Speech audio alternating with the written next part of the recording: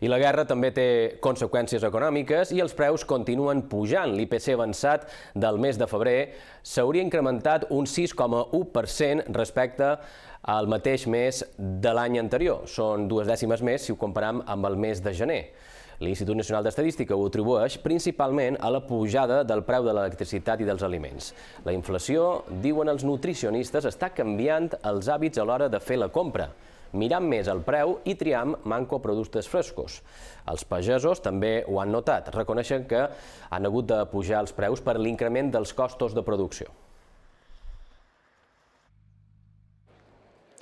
La dieta mediterrània perd adeptes. Els nutricionistes alerten que l'obesitat a les illes va en augment i la culpa, en gran part, és per mals hàbits. Que la gent s'ha tornat bastant còmoda i tendrien que tornar una altra vegada el que es diríem a la cuina de les nostres predines i a tornar a cuinar, intentar fer el menú tàper, per exemple, dur a la feina. Amb la inflació dels darrers mesos, menjar bé com abans s'ha tornat una missió cada pic més complicada per a moltes famílies. Els preus dels aliments frescos han experimentat una pujada històrica.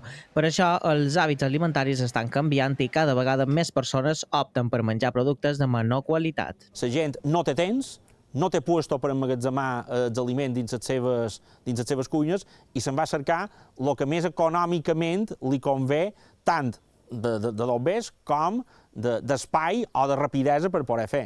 Si els costos de producció augmenten, inevitablement l'agricultor ha de pujar els seus preus per no fer feina a pèrdues. Per aquesta raó, planteja algunes solucions. Reducció dels costos de producció en el sector primari i unes línies d'ajudes per inversions que a vegades ens ajudassin a optimitzar les nostres produccions. De portes cap endins també hi ha maneres de fer front a aquesta pujada a casa, com per exemple organitzar-se bé a l'hora d'anar a comprar. El problema principal és que jo crec que no planificam a nivell setmanal. Entonces, clar, quan anem a un súper o quan anem al mercat també, el que fem és que comprem coses que potser no són necessaris, no planificam.